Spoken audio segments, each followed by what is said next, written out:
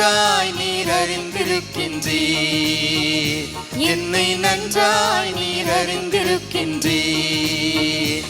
என்னை காண்பவரே, தீனம் காப்பவரே, என்னை காண்பவரே, தீனம் காப்பவரே.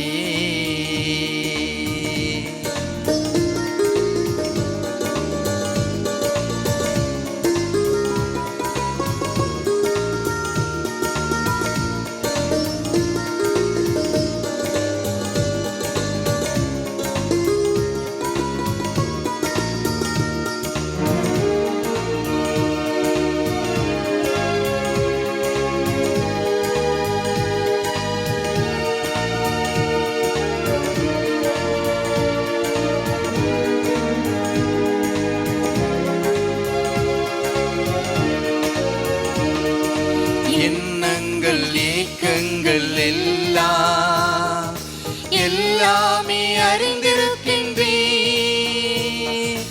எண்ணங்கள் ஏக்கங்கள் எல்லாம் எல்லாமே அறிந்திருக்கின்றேன்.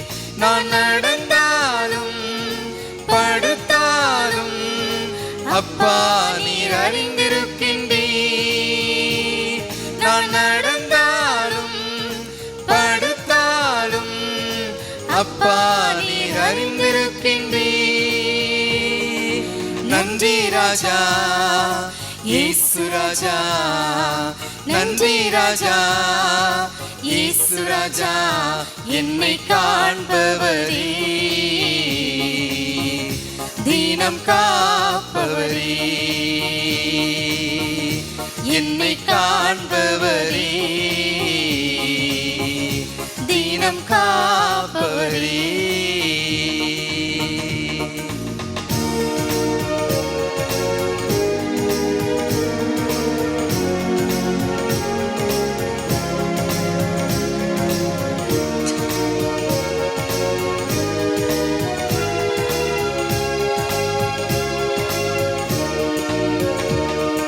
முன்னும் பின்னும் நெருக்கி நெருக்கி சுற்றி என்னை சூழ்ந்திருக்கின்றீர். முன்னும் பின்னும் நெருக்கி நெருக்கி சுற்றி என்னை சூழ்ந்திருக்கின்றீர். உம் திருக்கரத்தால் தினமும் என்னை பற்றி பிடித்திருக்கின்றீர். உம் திருக்கரத்தால் தினமும் என்னை பற்றி பிடித்திருக்கின்றீர். நன்றி ராஜா இயேசு ராஜா, நன்றி ராஜா இயேசு ராஜா. என்னை காண்பவரே, தீனம் காப்பவரே, என்னை காண்பவரே, தீனம் காப்பவரே.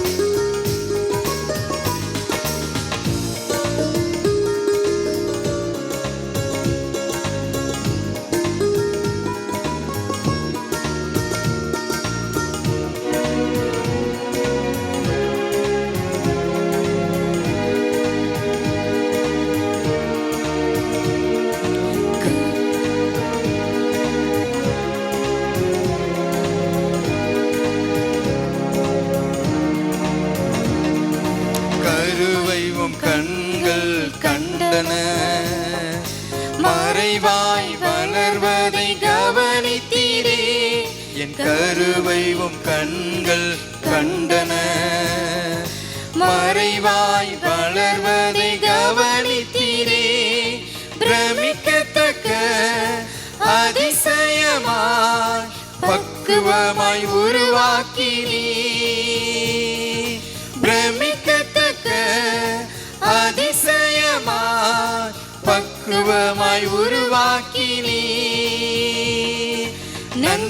ராஜா, இயேசு ராஜா, நன்றி ராஜா, இயேசு ராஜா, என்னை காண்பவரே, தினம் காப்பவரே, என்னை காண்பவரே,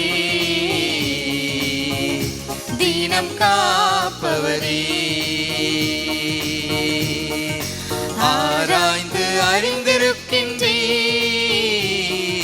சுற்றி சுற்றி சூழ்ந்திருக்கின்றீர், ஆராய்ந்து அறிந்திருக்கின்றீர், சுற்றி சுற்றி சூழ்ந்திருக்கின்றீர், நான் அமர்வதும் நான் எழுவதும், நான் அமர்வதும் நான் எழுவதும் நன்றாய் நீர் அறிந்திருக்கின்றீர், என்னை நன்றாய் நீர் அறிந்திருக்கின்றீர், என்னை காண்பவரே, தினம் காப்பவரே, என்னை காண்பவரே, தினம் காப்பவரே. கர்த்தருடைய பரிசுத்த நாமத்துக்கு மகிமை உண்டாகட்டும்.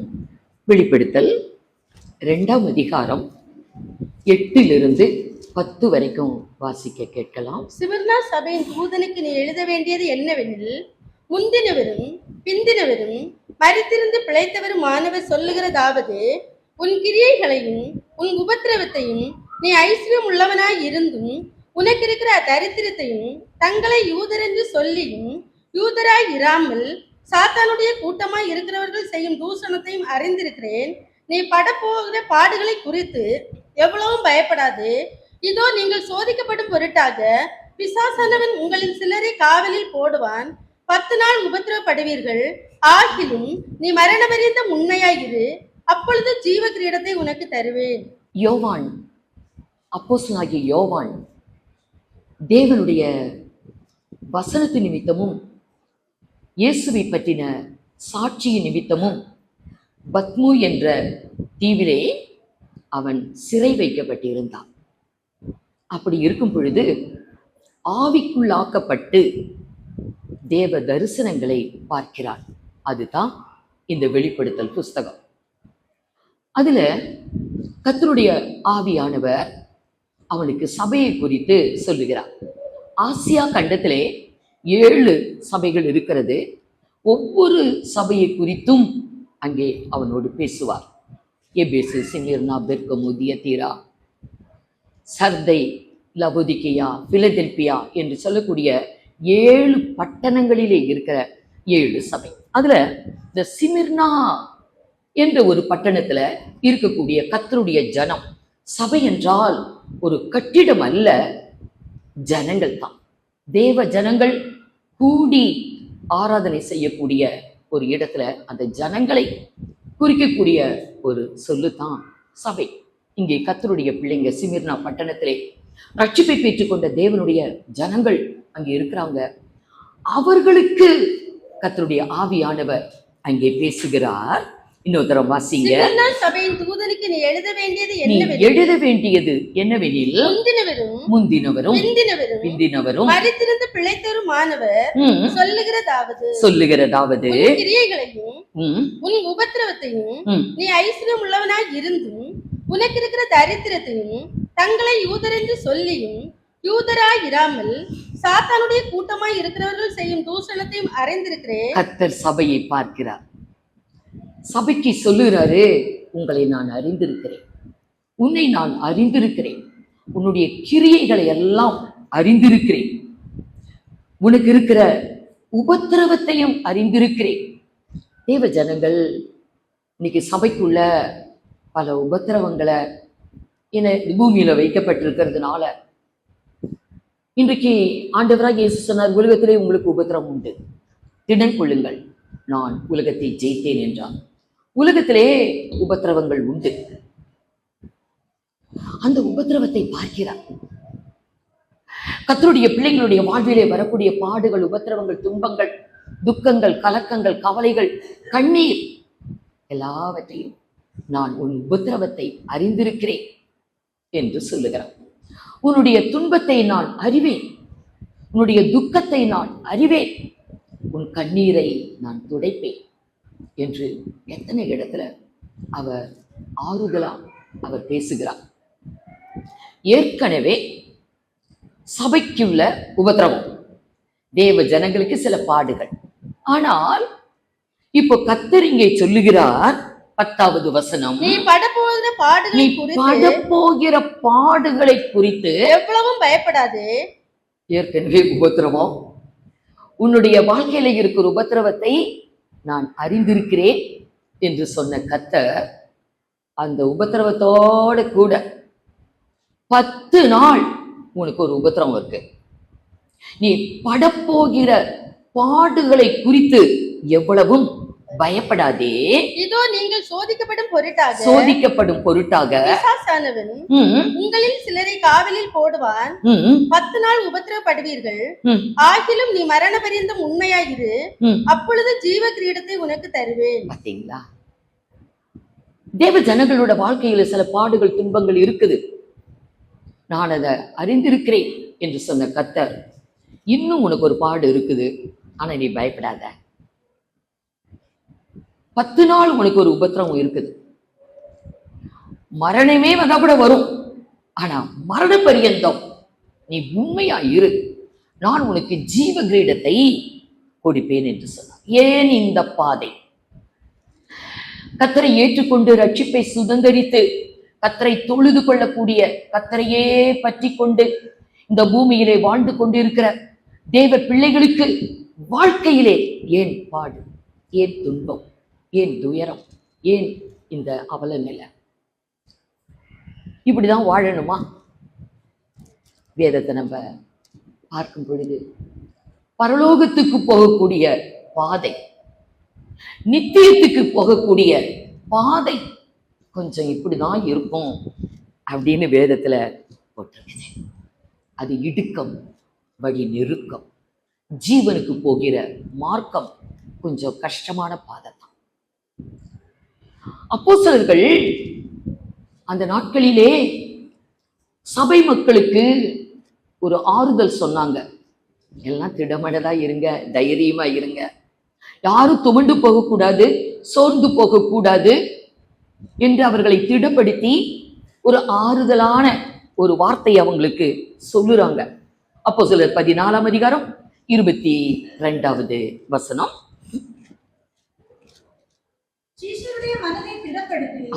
சீஷர்கள் அன்னைக்கு உபதேசத்தை ஏற்றுக்கொண்டவங்க, கர்த்தருடைய சத்தியத்தை ஏற்றுக்கொண்டவங்க, அவர்கள் சீஷர்கள். நம்ம எல்லாரும் சீஷர்கள் தான், நம்ம எல்லாருமே சீஷர்கள் தான். ஏன்னா ஞானஸ்நானம் பெறுவதற்கு முன்பே நீங்க உலகமெங்கும் போய் சுவிசேஷத்தை பிரசங்கித்து எல்லாரையும் சீஷராக்கி பிதா குமாரன் பரிசுத்த ஆவியின் நாமத்துல ஞானஸ்நானம் கொடுங்க அப்படின்னு இயேசு கட்டளையிட்டார். சீஷரான பின்புதான் ஞானஸ்நானமே. ஆகவே எல்லாரும் நம்ம சீஷர்கள், இயேசுவை ஏற்றுக்கொண்டவர்கள், அவருடைய சத்தியத்தை ஏற்றுக்கொண்டவர்கள், நம்மளா சீஷர்கள். சீஷர்களுடைய மனதை திடப்படுத்தி நிலைத்திருக்கும்படி புத்தி சொல்லி அநேக உபத்திரவங்களின் வழியாய் சொன்னார்கள். நம்ம அநேக உபத்திரவத்து மூலம்தான் தேவனுடைய ராஜ்யத்துல பிரவேசிக்க வேண்டி இருக்கிறது. இன்னைக்கு நம்ம நித்தியத்தை வாஞ்சிக்கிறோம். என்னுடைய ஓட்டம் ஓடி முடிச்ச பிறகு நான் ஒரு நல்ல இடத்துல போய் சேரணும், பரலோகத்துக்கு நான் போகணும், கண்களை மூடின பின்பு அங்க போய் கண்ணை திறக்கணும் என்று நம்ம ஆசைப்படுகிறோம். அந்த ஒரு வாஞ்சையில தான் இந்த ரட்சிப்பை பெற்று நாம் இங்க வந்துகிட்டு இருக்கிறோம். கர்த்தருடைய சமூகத்தை தேடி நாடி ஓடி வருகிறோம். ஆனா தேவனுடைய ராஜ்யம் என்பது கொஞ்சம் பல உபத்திரவங்கள் வழியாக தான் போக வேண்டி இருக்கிறது. ஆகவே நீங்க தைரியமா இருங்க, திடமனதா இருங்க, யாரும் சோர்ந்து போகாதீங்க, துவண்டு போகாதீங்க என்று அப்போஸ்தலர்கள் அன்றைக்கு ஜனங்களை திடப்படுத்தினார்கள். அப்போஸ்தலனாகிய பவுல் தீமோத்தேயுக்கு எழுதும் போது தீமோத்தேயுக்கு என்ன எழுதினார்? 2 தீமோத்தேயு 3ஆம் அதிகாரம் 12வது வசனம் பாருங்க. அன்றியும் கிறிஸ்து இயேசுவுக்குள் 2 தீமோத்தேயு 3:12 அன்றியும் கிறிஸ்து இயேசுவுக்குள் கிறிஸ்து இயேசுவுக்குள் தேவபக்தியாய் நடக்க மனதாய் இருக்கிற யாவரும் துன்பப்படுவார்கள். நல்ல தேவ பக்தியா இருக்கணும். இதுவரைக்கும் என்னுடைய வாழ்க்கை கோணலான பாதையா போயிடுச்சு. ஒரு கரடு முரடான ஒரு தவறான பாதையில மனமான போக்குல என் இஷ்டத்துக்கு நான் வாழ்ந்துட்டேன். எதெல்லாம் எனக்கு மனசுக்கு தோணுதோ அப்படியெல்லாம் நான் வாழ்ந்துட்டேன். இனி அப்படி அல்ல. வேதம் என்ன சொல்லுகிறது, இயேசு என்ன சொல்லுகிறார், அந்த வழியில நான் நடக்கணும் அப்படின்னு ஒரு மனது வச்சாலே போதுமா. இன்னொரு தடவை வாசிங்க. அன்றியும் கிறிஸ்து இயேசுவுக்குள் தேவபக்தியாய் நடக்க மனதாய் இருக்கிற யாவரும் துன்பப்படுவார்கள். அப்பன்னா இந்த வழி வேண்டாமா? இது ரொம்ப கஷ்டமான பாதை. கிறிஸ்தவ ஜீவியம், இந்த ரட்சிப்பின் பாதை, அது ரொம்ப கொஞ்சம் கடினமான ஒரு கஷ்டமான ஒன்று. தேவ பக்தியாய் இனி நான் இருப்பேன் அப்படின்னு மனது வச்சாலே போதுமா? என்ன வரும்? துன்பம் வரும்.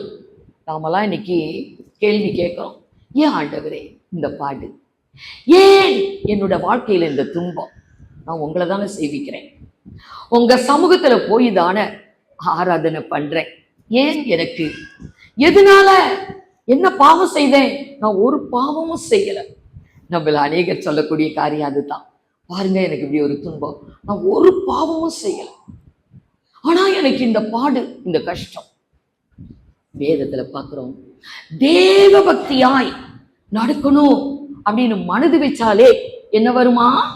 சில துன்பங்கள், உபத்திரவங்கள் நமக்கு நேரிடும். ஏன் இந்த பாதை? எதற்காக? நம்ம வாசித்தோம், அப்போஸ்தலர்கள் சீசர்களுக்கு சொன்னாங்க, தேவனுடைய ராஜ்யத்தை நம்ம பெறணுமாய் இருந்தா அதை பெற்றுக்கொள்ளுவதற்கு சில பாடுகள் அவசியமான, சில பாடுகள் நமக்கு வந்துதான்.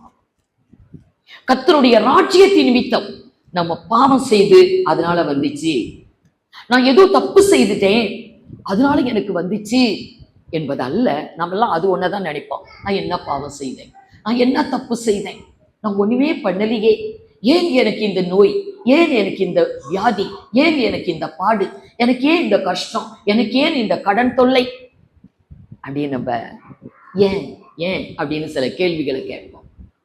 தேவனுடைய ராஜ்யத்தின் நிமித்தம் நாம் அதை அடைவதற்கு நம்ம தகுதியாகணும்.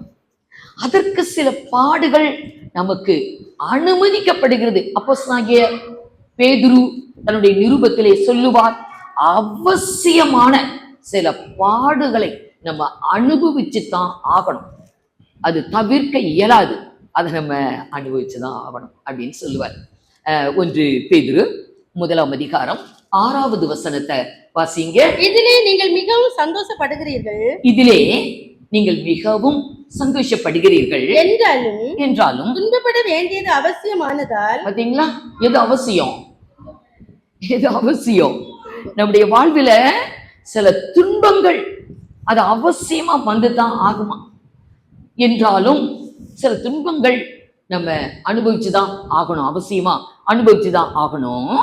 இப்பொழுது கொஞ்ச காலம் பலவிதமான சோதனைகளினாலே துக்கப்படுகிறீர்கள்.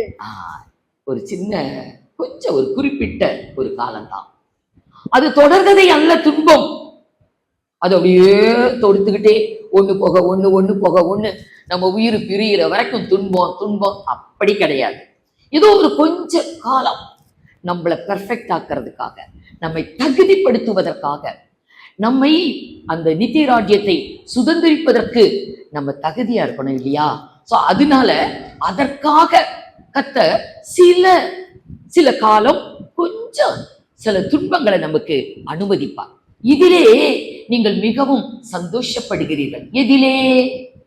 மேல இருந்து வாசிங்க, 4வது வசனத்திலிருந்து. அவர் இயேசு கிறிஸ்து மரித்தோரிலிருந்து எழுந்ததினாலே, இயேசு கிறிஸ்து உயிர்த்தெழுந்ததினாலே அழியாததும் மாசற்றதும் வாடாததும் ஆகிய சுதந்திரத்திற்கு ஏதுவாக ஜீவனுள்ள நம்பிக்கை உண்டாகும்படிக்கு மிகுந்த இரக்கத்தின்படியே நம்மை மறுபடியும் ஜெனிப்பித்தார். ஒரு சுதந்திரம் இயேசு உயிர்த்தெழுந்ததினால. தேவன் மனிதனாய் இந்த உலகத்துக்கு வந்து நம்முடைய பாவ அக்கிரமங்களை ஏற்றுக்கொண்டு சிலுவையிலே நமக்காக தண்டனை அனுபவித்து அவர் 3ஆம் நாள் எல்லாவற்றையும் ஜெயித்தவராய், உலகத்தை, மரணத்தை, பாதாளத்தை, சாத்தானை அனைத்தையும் ஜெயித்தவராய், வானத்திலும் பூமியிலும் சகல அதிகாரத்தை பெற்றுக் கொண்டவராய் அவர் உயிர்த்தெழுந்தார். உயிர்த்தெழுந்ததுனால என்னவா? அழியாததும் மாசற்றதும் வாடாததுமான ஒரு சுதந்திரம் நமக்காக வைக்கப்பட்டிருக்கிறது. அடுத்த வசனம், கடைசி காலத்திலே வெளிப்பட ஆயத்தமாக்கப்பட்டிருக்கிற ரட்சிப்புக்கு ஏதுவாக விசுவாசத்தை கொண்ட தேவனுடைய பலத்தினாலே காக்கப்பட்டிருக்கிற உங்களுக்கு அந்த சுதந்திரம் பரலோகத்தில் வைக்கப்பட்டிருக்கு. பரலோகத்துல நமக்கு ஒரு சுதந்திரம் இருக்குது. அதனால பூலோகத்துல சுதந்திரம் கிடைச்சாலும் சரி, கிடைக்காம போனாலும் சரி, நம்ம அதை பத்தி கவலையே இல்லை. கிடைச்சாலும் விட்டுக்கிட்டு தான் போவோம். ஒண்ணு நம்ம கூட வரப்போறது இல்லை.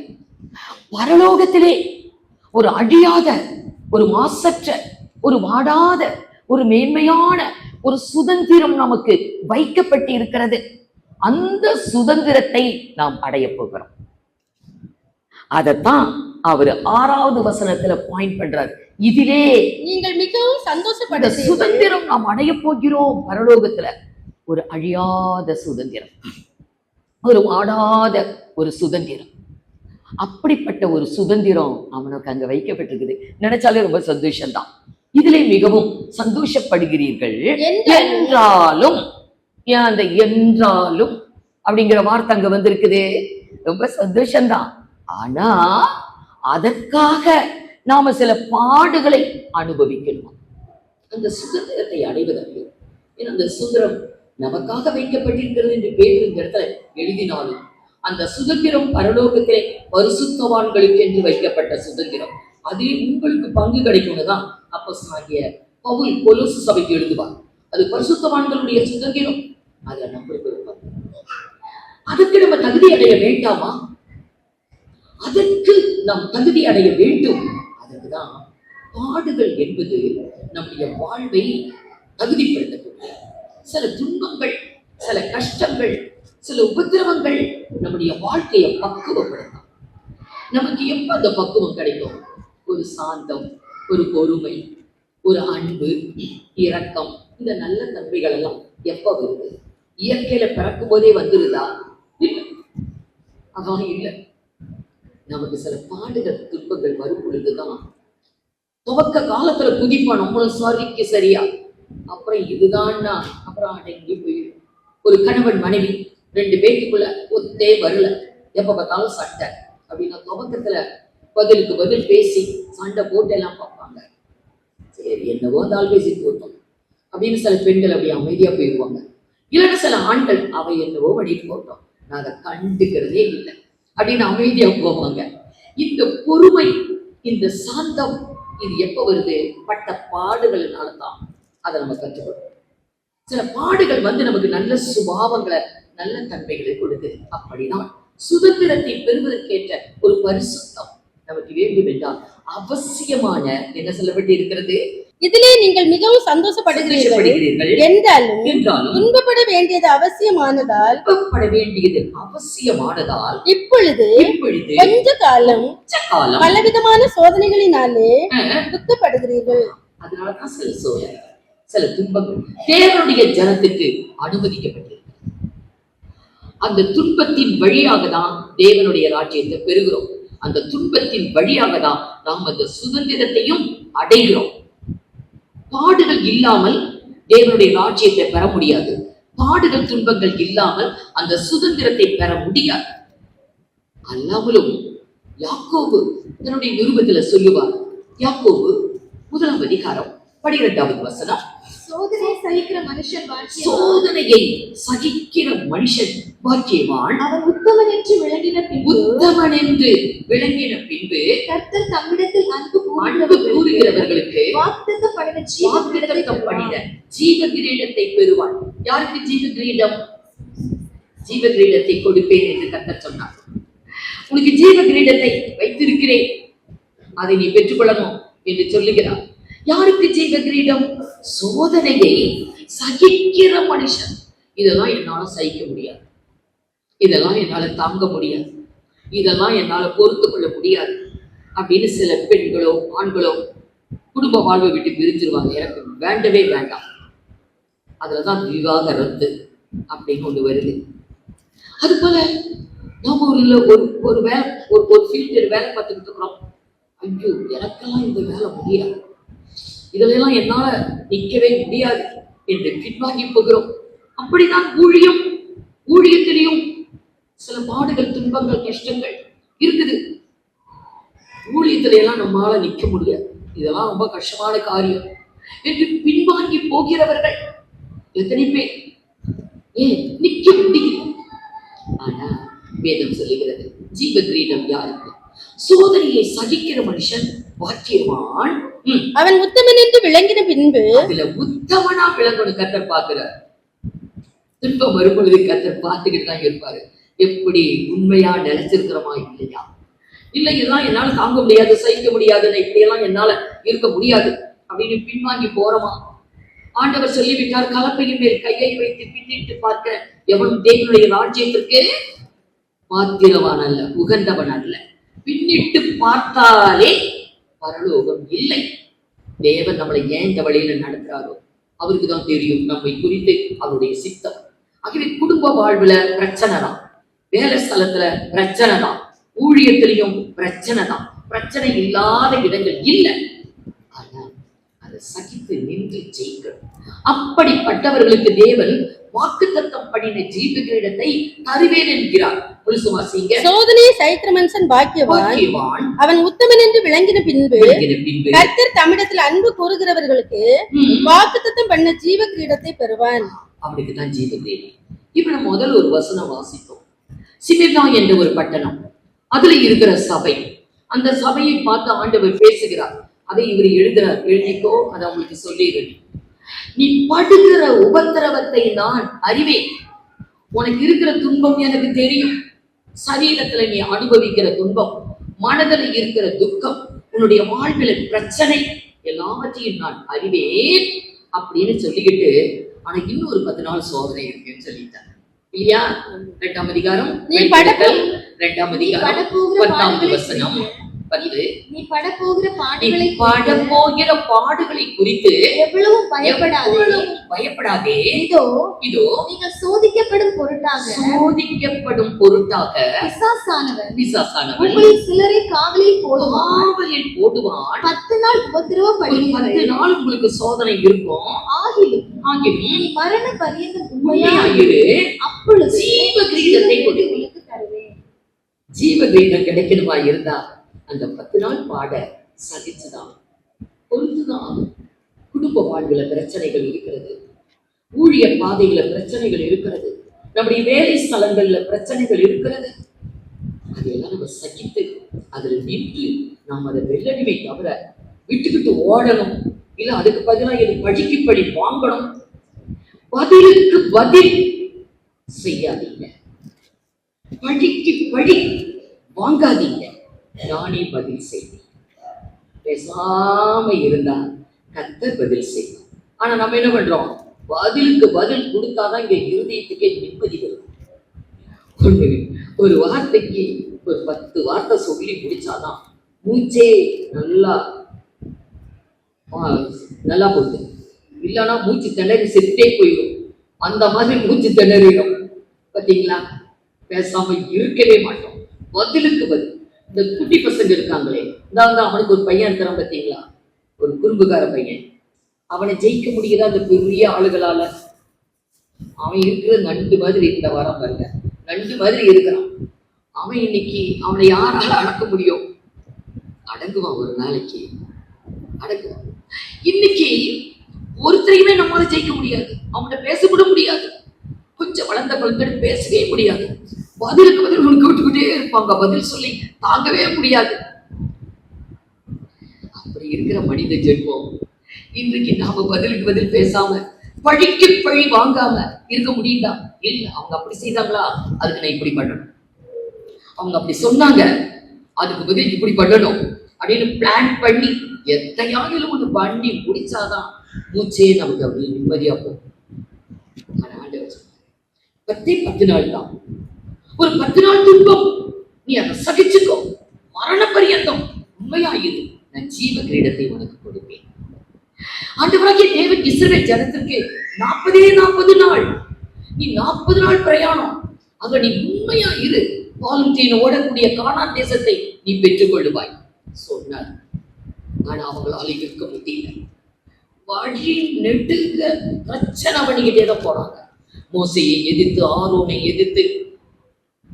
இதனால மோசைக்கு முடிவு வந்துதான், மோசைக்கு கானான் தேசமே இல்லாம போச்சு. அங்கதான் கூட்டிட்டு போறேன்னு சொல்லி கூட்டிட்டு போனாரு.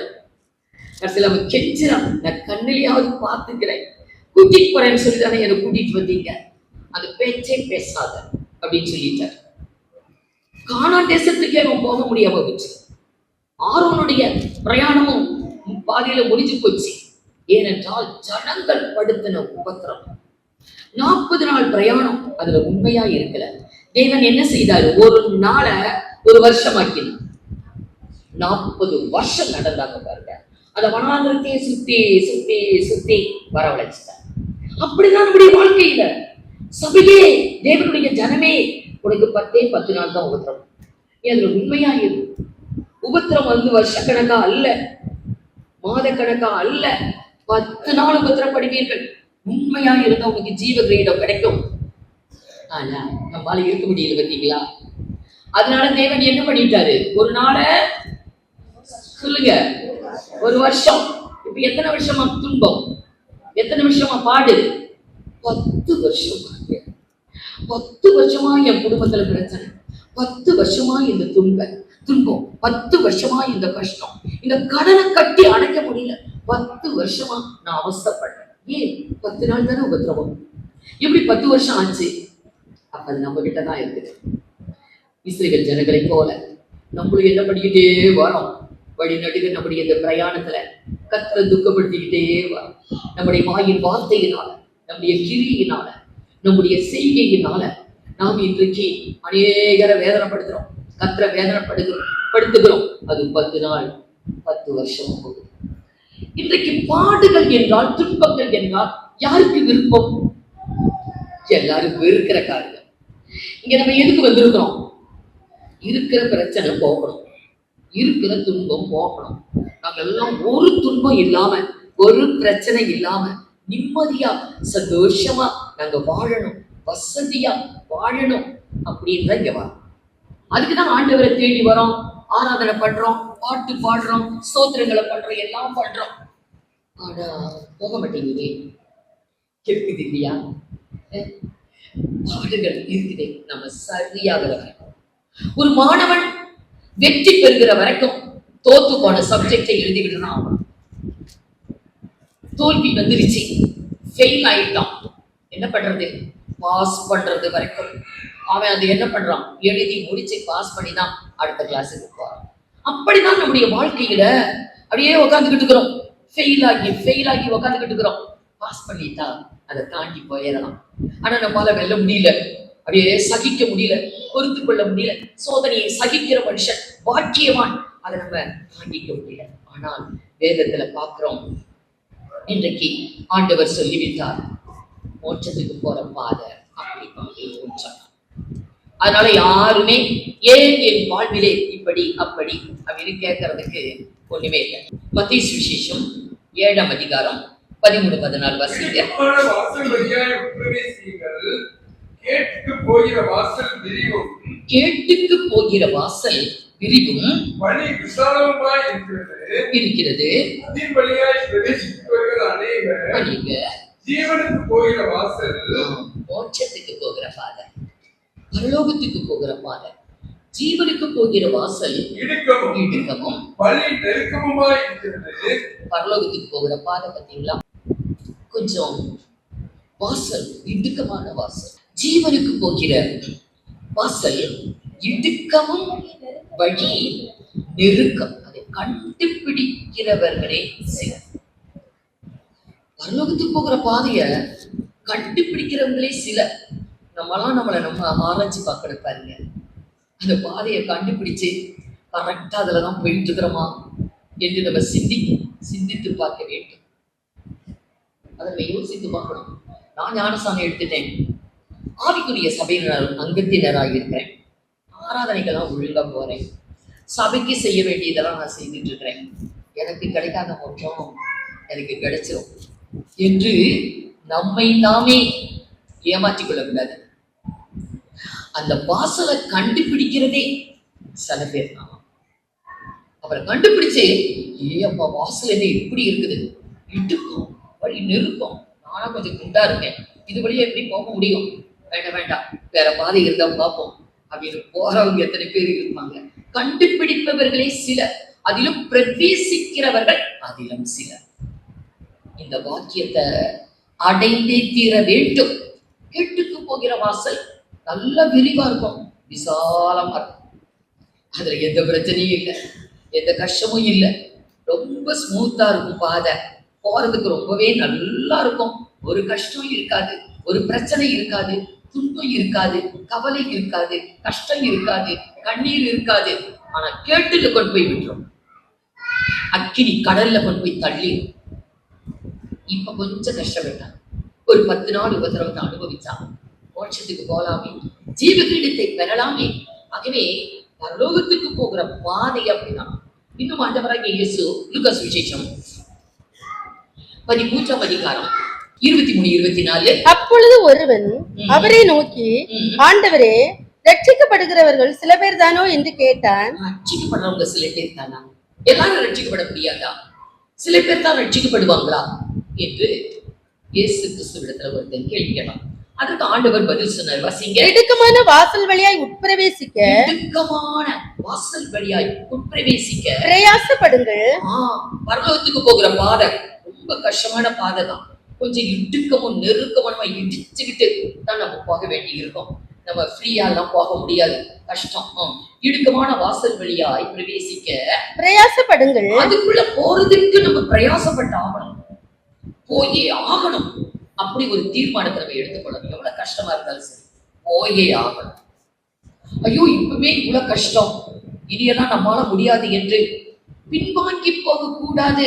பின்னிட்டு பார்க்கிற எவனும் தேவனுடைய ராஜ்யத்திற்கு உகந்தவன் அல்ல. ஆகவே பின்னால திரும்பாத, பின்னிட்டு பாராதே, இந்த சமபூமி எங்கும் நில்லாதே, நிக்காத, மலை மேல ஏறி போ என்று லோத்துவுக்கு கட்டளை கொடுக்கப்பட்டது. அவன் என்னால முடியாது, என்னால முடியாது, மேல ஏறிக்கிற மாட்டேன், என்னால முடியாது, பின்னால திரும்பாத, சமபூமி எங்கும் நிக்காத, ஓடு, நெருப்பு அக்கினியும் கந்தகமும் கொட்டப்பட போகுது, அழிய போகுது, ஓடுனா அவன் என்னால முடியாது. ஒரு தூரத்துல ஒரு ஊர் தெரியுதே, ஒரு சின்ன ஊரு சோவார், அங்க நான் போய்க்கிறேன்னு கேட்டான். என்ன ஆச்சு? மனைவி இழந்து 2 பெண் பிள்ளைகளால அசுத்தமான சந்ததியை பெற்று எவ்வளவு அருவருப்பா. தேவன் சொன்னாரு, எங்களை சபைக்குள்ளேயே காலகாலம் சபைக்குள்ள ஏத்தாதீங்க, அம்மோனியரையும் மோவாபியரையும் சபைக்குள்ளேயே ஏற்ற வேண்டாம் என்று சொன்னார். அந்த சந்ததி வருவதற்கு காரணம் பின்னால திரும்பி பார்க்கிறது. ஆகவே இடுக்கமான வாசல் வழியை பிரவேசிக்க பிரயாசப்படுங்க. அநேகர் உட்பிரவேசிக்க வகை தேடினாலும், அநேகர் எப்பயாவது போயிடலாம் என்று வகை தேடினாலும் அவர்களால் கூடாமல் போதும் என்று உங்களுக்கு சொல்லுகிறேன். முடியாது. அநேகர் போகணும்னு ஆசைப்படுவாங்க, போக முடியாது. நம்ம எப்படியாவது போயே ஆகணும் என்று நாமளா ஒரு தீர்மானத்தோட வாழ்ந்து கொண்டு இருக்கிறோம். எவ்வளவு கஷ்டம் வந்தாலும் சரி, நான் எடுத்து வச்ச அடியை நான் இதுக்கு திரும்ப மாட்டேன், நான் முன்னோக்கி தான் செல்லுவேன். அது பாடுகளோ, துன்பங்களோ, கஷ்டங்களோ, பிரச்சனைகளோ, வேதனைகளோ, அவமானமோ, நிந்தையோ எது வந்தாலும் சரி, நான் வச்ச அடிய நான் திரும்ப மாட்டேன். சத்தியத்தை நான் கை கொள்ளுவேன், சத்தியத்துல நான் நிற்பேன். கர்த்தரை பற்றி கொண்டு எப்படியான இந்த ஓட்டத்தை ஜெயமா நான் முடிப்பேன் என்ற ஒரு தீர்மானத்தோட தான் நம்ம வாழணும். ஆகவே அநேகர் பிரயாசப்படுவாங்க, ஆனா அவங்களால முடியாம போயிருமா. ஆகவே நீங்க என்ன பண்ணுங்க, அது வழியா போவதற்கு நீங்க பிரயாசப்படுங்க, நீங்க போங்க என்று கர்த்தர் நமக்கு வேதத்துல சொல்லி இருக்கலாம். இந்த பாடுகள், இந்த கஷ்டங்கள் இருக்குதே, இதுதான் நமக்கு அத்தாட்சி. பரலோகத்தை சுதந்திரிக்க போகிறோம் என்பதற்கு அத்தாட்சி என்ன? தெசலோனிக்கே என்று சொல்லக்கூடிய ஒரு பட்டணம், அந்த பட்டணத்திலே இருந்த சபை மக்கள் நிறைய துன்பத்தை அனுபவிச்சாங்க. பல பாடுகளை எல்லாம் அவங்க பட்டாங்க. ரொம்ப சந்தோஷமா இருக்கிறாங்க. பரலோக ராஜ்யம் நம்ம அடைய போகிறோம். அது நிமித்தம் வரக்கூடிய பாடு, சத்தியத்தின் நிமித்தம், நாம் பெற்றுக்கொண்ட ரட்சிப்பின் நிமித்தம், நாம் ஏற்றுக்கொண்ட கர்த்தரின் நிமித்தம், சபையின் நிமித்தம், ஊழியத்தின் நிமித்தம் சில பாடுகள், சில கஷ்டங்கள், சில துன்பங்கள், அது நமக்கு சந்தோஷம்தான். பரலோகத்துல நமக்கு பலன் இருக்குது என்று பாடுகளை குறித்து கவலைப்படவே இல்லை. சந்தோஷப்பட்டு அங்க எல்லாரிடத்துல அன்பா நல்லா இருக்கிறாங்க. அப்போஸ்தலனாகிய பவுல் அவர்களுக்கு ஒரு கடிதம் எழுதுவார். 2 தெசலோனிக்கேயர் 1ஆம் அதிகாரம் 5வது வசனம். நீங்கள் தேவனுடைய ராஜ்யத்தின் நிமித்தம் தேவனுடைய ராஜ்யத்தின் நிமித்தம் பாடு அனுபவிக்கிறவர்களாய் இருக்க. பார்த்தீங்களா, அவங்க பட்ட பாடு தேவனுடைய ராஜ்யத்தின் நிமித்தம். அருமையானவர்களே, நம்முடைய வாழ்க்கையில வந்திருக்கிற பாடுகள், துன்பங்கள் கர்த்தருடைய ராஜ்யத்தின் நிமித்தமா, ஏற்றுக்கொண்ட சத்தியத்தின் நிமித்தமா, சபையின் நிமித்தமா, கர்த்தர் நிமித்தமா, பெற்றுக்கொண்ட ரட்சிப்பின் நிமித்தமா, எதனால சிந்திச்சு பார்க்கணும். நம்ம பண்ற தப்புனால நமக்கு ஒரு பாடு வந்தா பரலோகத்திலையும் பலன் இல்லை, ஒன்றும் பலன் இல்லை. நம்ம ஒரு தப்பு செய்து நம்ம ஒரு தண்டனையை அனுபவிக்கிறோம், ஒரு கஷ்டத்தை அனுபவிக்கிறோம் அப்படின்னா அதுல ஒண்ணும் இல்லை. நம்ம ஏற்றுக்கொண்ட சத்தியத்தின் நிமித்தம் சபைக்கு வரோம், ஆராதனை பண்றோம், கர்த்தரை ஏற்றுக்கொண்டு இது நிமித்தம் நமக்கு ஒரு பாடு, ஒரு துன்பம் என்று சொன்னா அதுவே இன்னைக்கு பரலோகத்தை நாம் சுதந்திரிக்க போகிறோம் என்பதற்கு அத்தாட்சி என்று அப்போஸ்தலனாகிய பவுல் இங்கே சொல்லுகிறார். மீண்டும் வாசிமா. நீங்கள் தேவனுடைய ராஜ்யத்தின் நிமித்தம் பாடு அனுபவிக்கிறவர்களாய் இருக்க அந்த ராஜ்யத்துக்கு நீங்கள் பாத்திரர் என்றெண்ணப்படும் படிக்கு தேவன் நியாயமான தீர்ப்பு செய்கிறவர் என்பதற்கு அதுவே அத்தாட்சி. நம்முடைய வாழ்வில் வரக்கூடிய பாடுகள் நமக்கு சாட்சியா இருக்கு, நமக்கு அத்தாட்சியாய் இருக்கு. கர்த்தருடைய ராஜ்யத்தை நம்ம சுதந்திரிப்போம் என்பதற்கு அத்தாட்சி என்பதே நம்முடைய பாடு. நமக்கு தெரியும், வெளிப்படுத்தல் 7ஆம் அதிகாரத்துல சபை பரலோகத்துக்கு போய் நிக்குது. 7ஆம் அதிகாரம் 9வது வசனத்துல திரள் கூட்ட ஜனங்களுக்கு பின்பு நான் பார்த்த போது உலகம் முழுவதிலும் இருக்கிற எல்லா ஜாதி ஜனங்கள், பாஷைக்கார கோத்திரங்கள் எல்லாரிடமிருந்து திரள் கூட்ட ஜனம் எண்ணிக்கைக்கு அடங்காதவர்கள், வெள்ளை அங்கி தரித்து குருத்தோலை பிடித்து பெரும் கூட்ட தேவ ஜனங்கள் அங்கே பரலோகத்துல ஆட்டுக்குட்டியானவருக்கு முன்பாக, தேவனுக்கு முன்பாக, அவருடைய சிங்காசனத்துக்கு முன்பாக நிற்கிறார்கள் என்று இந்த 9வது வசனத்துல சொல்லப்பட்டிருக்கிறது. நிற்கிறாங்க. உடனே யோவான் இந்த தரிசனத்தை பார்க்கிறான். கவனிங்க, மூப்பர்களிலே 24 மூப்பர்களிலே ஒருவன் வந்து யோவான் இடத்துல கேட்கிறான், இவர்கள் யார், இவங்க எங்கிருந்து வந்திருக்கிறாங்க என்று கேட்ட பொழுது அவன் சொல்லுவான், ஆண்டவரே உங்களுக்கு தான் தெரியும், இவங்க இந்தியாக்காரங்களா, ஆப்பிரிக்காக்காரங்களா, ஆஸ்திரேலியாக்காரங்களா, ஐரோப்பா கண்டமா, அமெரிக்காவா, எந்த கண்டத்திலிருந்து வந்திருக்காங்க எனக்கு எப்படி தெரியும், அது நீரே அறிவீர், உமக்கு தான் தெரியும் என்று அவன் சொல்லுவான். அதற்கு பதில் என்ன கிடைச்சது? வெளிப்படுத்தல் 7ஆம் அதிகாரம் 13. அப்பொழுது மூப்பர்களில் ஒருவன் என்னை நோக்கி, வெள்ளை அங்கிகளை தரித்திருக்கிற இவர்கள் யார், எங்கே இருந்து வந்தார்கள் என்று கேட்டான். அதற்கு நான், ஆண்டவனே அது உமக்கே தெரியும் என்றேன். அப்பொழுது அவன், இவர்கள் மிகுந்த உபத்திரவத்தில் இருந்து வந்தவர்கள். இவங்க இந்தியாவிலிருந்து வந்திருக்கிறாங்க, இவங்க ஆப்பிரிக்காவிலிருந்து வந்திருக்கிறாங்க, ஆஸ்திரேலியாவிலிருந்து வந்திருக்கிறாங்க, அமெரிக்காவிலிருந்து, அப்படியெல்லாம் அட்ரஸ் சொல்லப்படல. இவங்க வந்ததெல்லாம் ஒரே இடத்துல இருந்துதான்.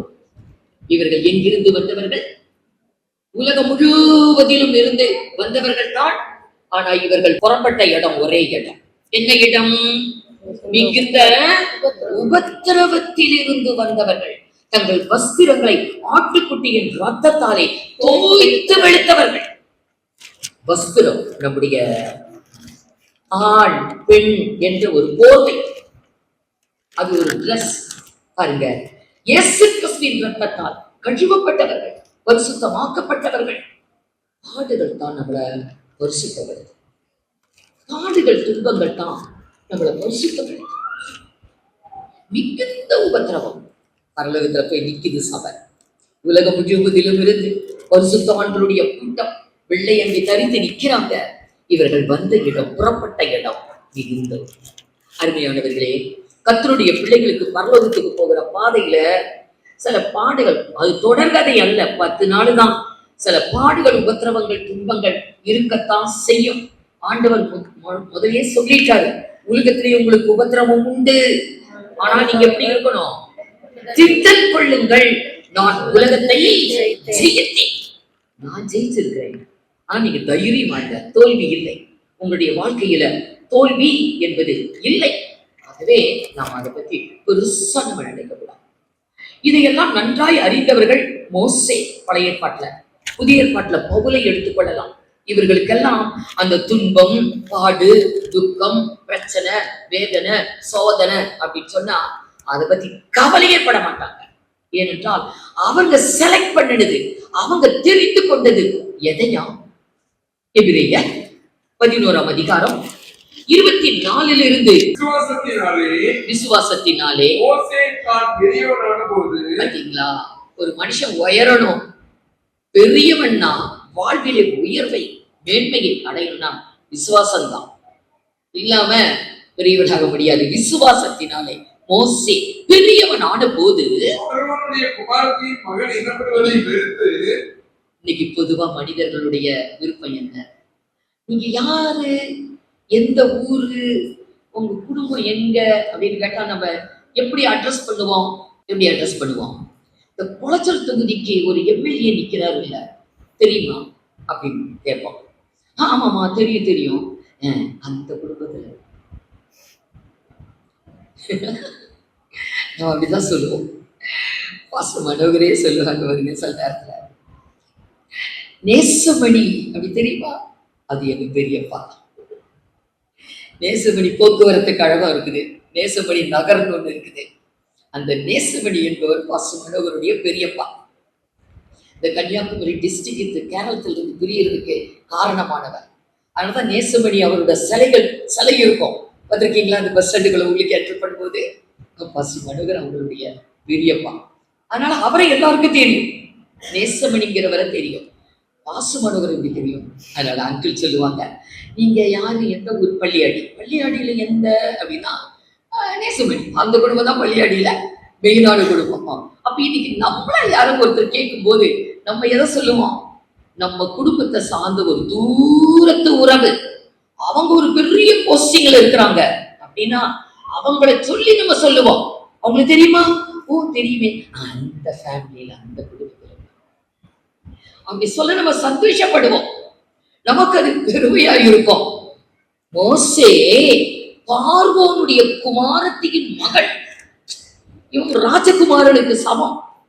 ராஜகுமாரன் ஒரு பார்வோன் குமாரத்தி, அவர் ராஜகுமாரத்தி, ஒரு ராஜகுமாரத்தியின் மகன் என்பதை சொல்ல அவன் என்ன செய்தானா? அது வெறுப்பா போச்சு.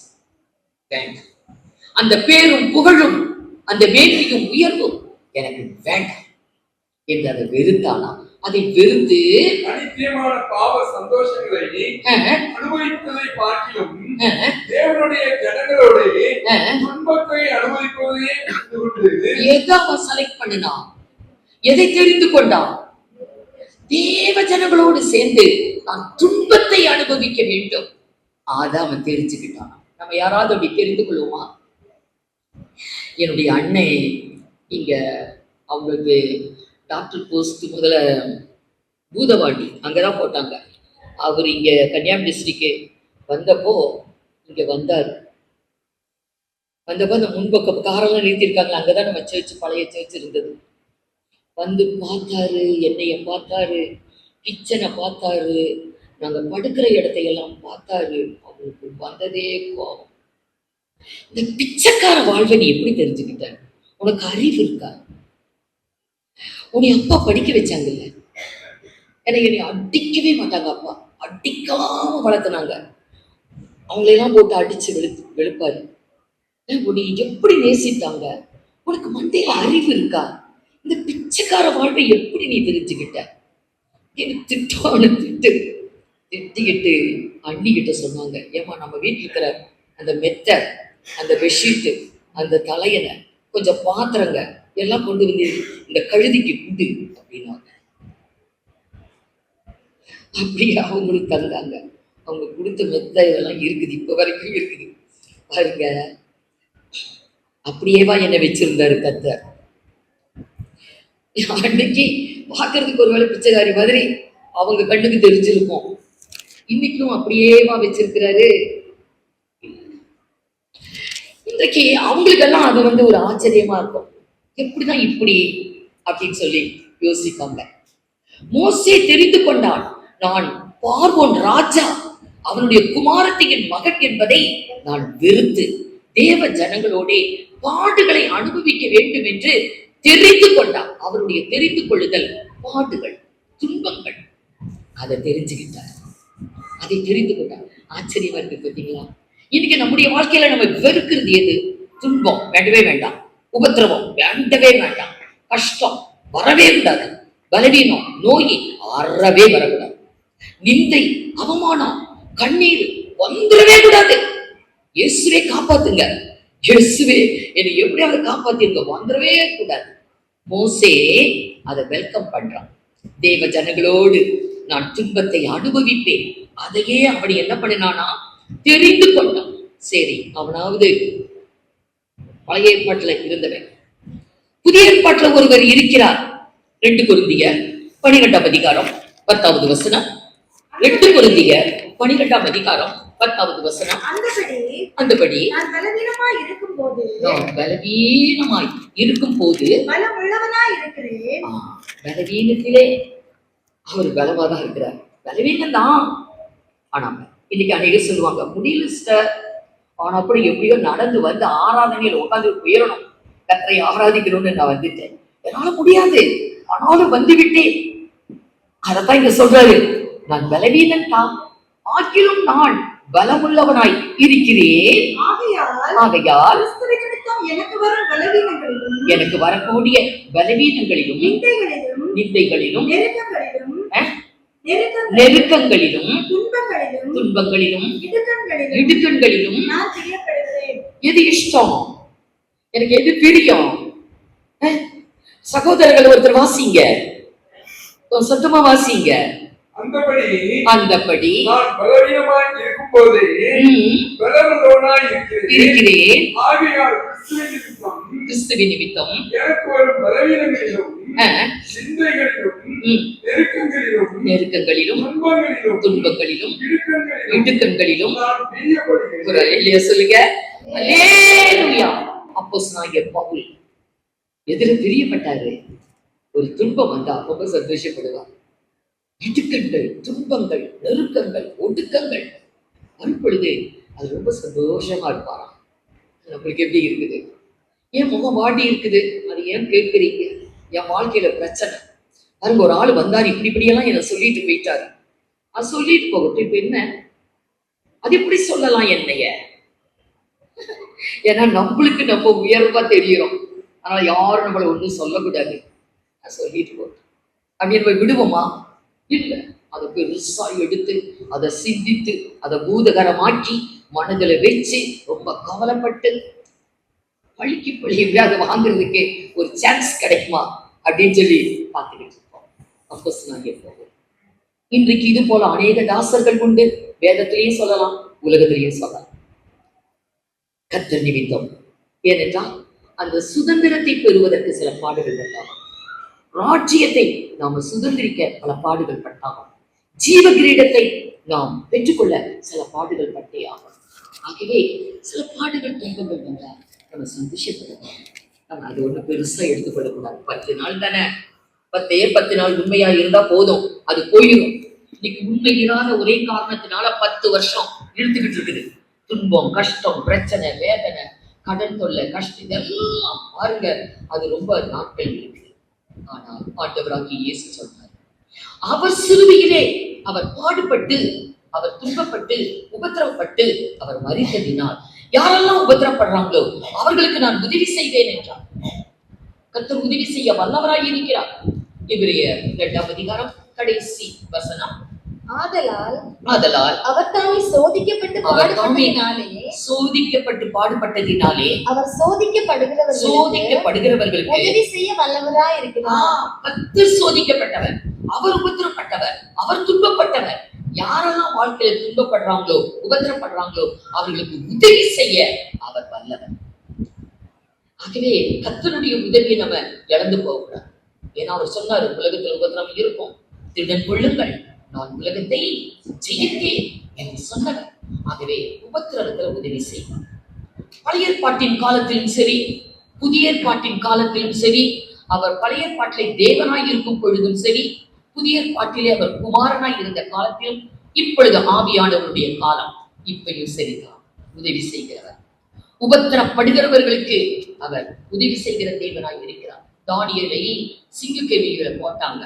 தானியேலை 30 நாள் அளவு ராஜாவை தவிர யாரையும் வணங்கக்கூடாது என்று இவரோடு கூட தானியேலை பார்த்து பொறாமைப்பட்ட அதிகாரிகள் ஒரு சட்டத்தை கொண்டுட்டு வந்தாங்க. ராஜா கிட்ட சொல்லி அது அமல்படுத்தப்பட்டது. ஆனால் தானியேல் வழக்கத்தின்படியே என்ன செய்தார்? 3 வேளை முழங்கால் படியிட்டு கர்த்தரை ஸ்தோத்திரித்து ஜெபித்தான். இடையில் விடாமல் ஆராதனை செய்து கொண்டிருந்தார். அப்படி ராஜாவை தவிர வேற எதையும் வணங்கினா அவங்கள சிங்கக்கேவியில போடணும் அப்படின்னு ஒரு சட்டம். தானியேலை சிங்கக்கேவியில தள்ளுறாங்க. அப்பதான் ராஜாவுக்கு புரிஞ்சது, இது தானியேலுக்காக இது சூழ்ச்சி செய்யப்பட்ட ஒரு காரியம் என்று.